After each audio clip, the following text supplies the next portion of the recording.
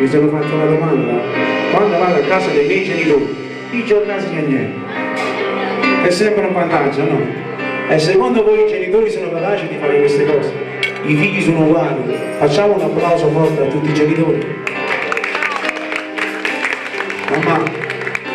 Mamma si prende a scuola, oppure vado a faticare onestamente.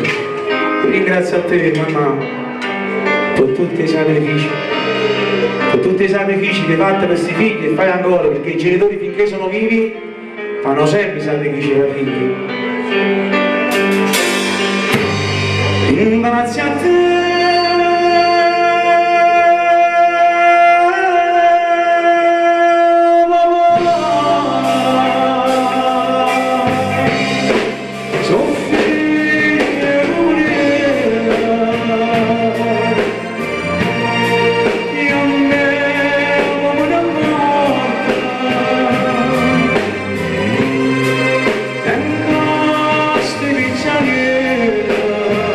Facciamogli un applauso forte a lui, vai!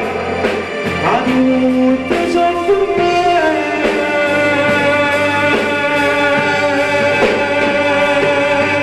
ma in amore precisa scritte che c'è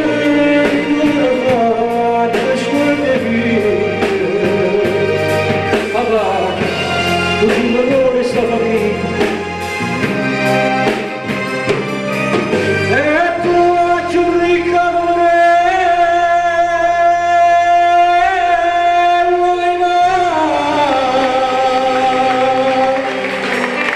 È bravo o no? Dove festa vado che contro lui faccio sempre cantare perché è bravo. La Santa Madonna più bella del mondo, se tu, mamma, la piccola poverella e mai niente mi cercava. Se sono ancora a fatica e faccio un sbaglio, se solo tu, mamma, mi dici di sbagliare. Io come figli e come genitori non ci scusiamo più perché i nostri genitori vivono una sola volta e se possibile voglio un applauso a tutti i papà che sono in sala. Che non mi scordi più perché sono